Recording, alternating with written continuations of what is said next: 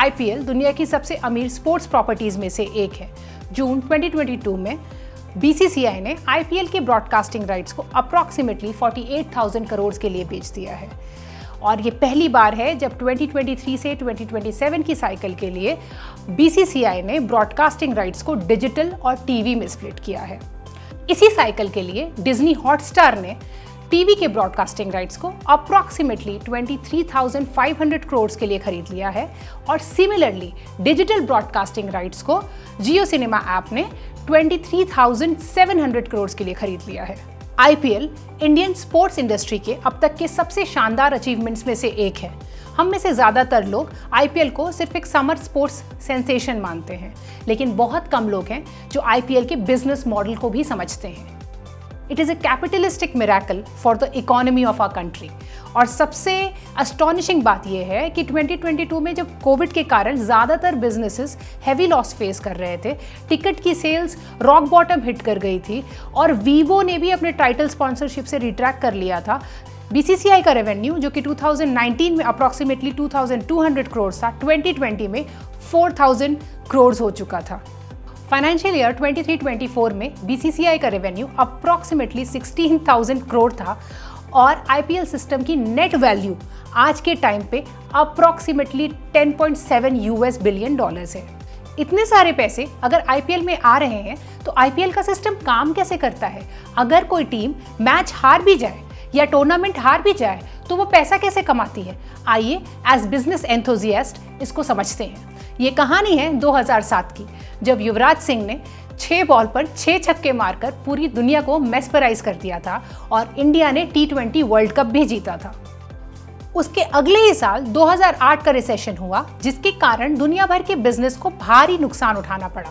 2008 की क्राइसिस ने दुनिया को लगभग $2 ट्रिलियन के नुकसान पहुंचाया, पर इन सब के बीच बीसीसीआई के ललित मोदी ने कुछ अनकन्वेंशनल सिग्नल्स देखे, जिन्होंने मार्केट को इंडिया में एक डोमेस्टिक क्रिकेट लीग के लिए बहुत ही ऐप्ट बना दिया। India had won the new T20 World Cup, so Indians had fallen in love with the new T20 format. क्योंकि ये गेम सिर्फ 3 घंटे का होता है, फैंस पूरा गेम देख सकते हैं, अनलाइक इन ओडीआई जो 8 घंटे का होता है या टेस्ट क्रिकेट जो पूरे 5 दिन चलता है। गर्मियों में इंडियन यूथ स्पेशली बच्चों को एंटरटेनमेंट के लिए कुछ चाहिए होता था और उन्होंने देखा कि लीग गेम्स पूरी दुनिया में बहुत ही बड़े हिट हैं, जो इवेंचुअली एक अच्छा रेवेन्यू, पैशनेट ऑडियंस लाए। क्लासिक एग्जाम्पल्स अगर देखें तो मैनचेस्टर यूनाइटेड और NBA championship in the US, जिसने हमें NBA लाइव दिया, जो माइकल जॉर्डन को फेमस बनाने की वजह बना। BCCI wanted to bring the same in India and this is how the Indian Premier League came to life. वो लोग जो गेम को लाइव लाते हैं वो है ऑर्गेनाइजर्स और एडमिनिस्ट्रेटर्स।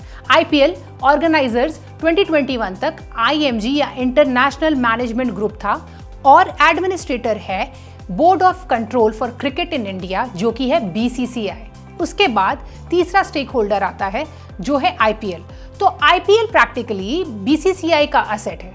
फिर आते हैं 4 टाइप के stakeholders, that is franchise जो लीग में पार्टिसिपेट करते हैं, जैसे RCB, Mumbai Indians, CSK. 5th type का स्टेक होल्डर है players. Player selection process auction के थ्रू होता है।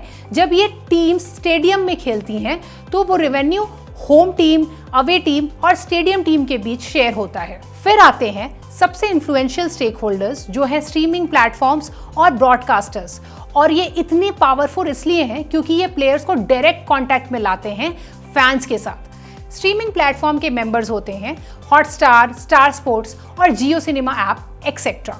फाइनली हम आते हैं सबसे important member of the IPL जो है फैंस, जो गेम को एंटरटेनमेंट के लिए देखते हैं। फैन बेस के बेसिस पर हमारे पास आते हैं नेक्स्ट टाइप के स्टेक होल्डर्स जो कि हैं स्पॉन्सर्स।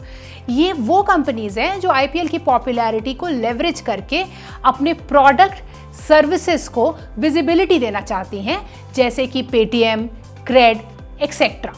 इनिशियली फैंस सिर्फ व्यूअर होते हैं, बट जैसे जैसे फैंस का number and attachment to the brand बढ़ता है, इस इंडस्ट्री में एक और स्टेक होल्डर अट्रैक्ट होता है, that is merchandise.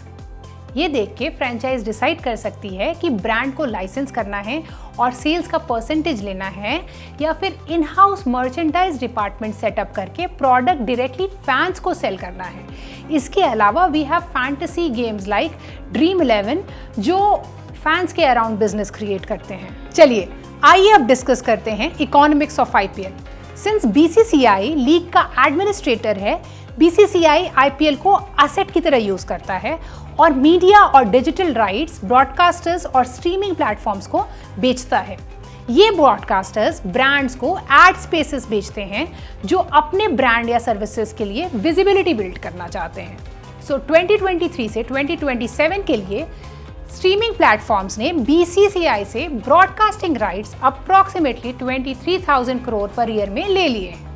Streaming platforms फिर एड स्पेसेस उन स्पॉन्सर्स को देती हैं जो मैचेस के दौरान एड्स दिखाना चाहते हैं। एड स्पेसेस के स्पॉट बाय रेट्स चैनल्स के लिए अप्रॉक्सीमेटली 5.45 लाख से लेकर 12.8 लाख तक होते हैं, और यही जगह है जहां हमने ड्रीम 11, पेप्सी और लेस के कॉमर्शियल्स देखे थे। डिज्नी हॉटस्टार और जियो सिनेमा ऐप जैसे स्ट्रीमिंग प्लेटफॉर्म्स और ब्रॉडकास्टर्स का रेवेन्यू बेसिकली ये है कि कितने एड स्लॉट सोल्ड हुए multiplied by the amount paid per ad slot minus the broadcasting rights. तो इनिशियली जब लीग पॉपुलर नहीं होती है तो ब्रॉडकास्टर्स को बहुत बड़ा बेट लेना पड़ता है और इनिशियल डेज में एड स्लॉट बेचना भी बहुत डिफिकल्ट होता है। बट जैसे जैसे लीग की पॉपुलैरिटी बढ़ती है, एड स्लॉट्स के प्राइसेस भी बढ़ते हैं, जिससे ब्रॉडकास्टर्स एनॉर्मस प्रॉफिट बनाते हैं। आईपीएल की वैल्यू इतनी इंसेनली बढ़ गई है कि जब सोनी का कॉन्ट्रैक्ट एक्सपायर हुआ था तो स्टार नेटवर्क ने सेम डील के लिए अराउंड 3,270 करोड़ पर ईयर पे किया है फॉर 2018 टू 22 पीरियड, और इससे टोटल अराउंड 16,000 करोड़ बन गए थे। ये एक क्रेजी ग्रोथ है। इनिशियली फ्रेंचाइज को लगभग 51% का शेयर मिलता था, बट अब फ्रेंचाइज का शेयर डाउन होकर 50% बीसीसीआई और 50% फ्रेंचाइज हो गया है। फ्रेंचाइज के इस 50% में से भी 45% इक्वली डिस्ट्रीब्यूट होता है टीम्स में और 5% टीम की सीजन में परफॉर्मेंस के बेसिस पे डिस्ट्रीब्यूट होता है। अब बात करते हैं इंडिविजुअल टीम पार्टनर्स और स्पॉन्सर्स की। जैसे कि एतिहाद एयरवेज ने कॉमर्शियल्स नहीं दिखाए बट अपना लोगो चेन्नई सुपर किंग्स के जर्सी पर लगा दिया। ये इंडिविजुअल टीम स्पॉन्सर्स कहलाते हैं और ये कंपनीज सिर्फ जर्सी पे अपीयर होने के लिए पैसा पे नहीं करती, बट फ्रेंचाइज की इंटेलेक्चुअल प्रॉपर्टी भी यूज कर सकती हैं, जैसे कि प्लेयर्स की इमेज या टीम्स के लोगोज भी यूज कर सकती हैं अपने एडवर्टाइजमेंट में। अब जितना भी पैसा फ्रेंचाइज जनरेट करती है, फ्रेंचाइज को उसका 20% कट बीसीसीआई को पे करना पड़ता है। ये फी मैचेस ऑर्गेनाइज करने, एसोसिएशंस को पे करने के काम आती है। मैचेस के व्यूअरशिप के बेसिस पे इंडिविजुअल स्पॉन्सर्स ये चूज कर सकते हैं कि वो फ्रेंचाइज को ज्यादा या कम पे करें। फॉर एग्जांपल आईपीएल 2024 की बात करें तो सीएसके स्ट्रॉन्गेस्ट फ्रेंचाइज बनकर उभरी है with around 40 million followers, followed by Mumbai Indians which has around 36 million followers.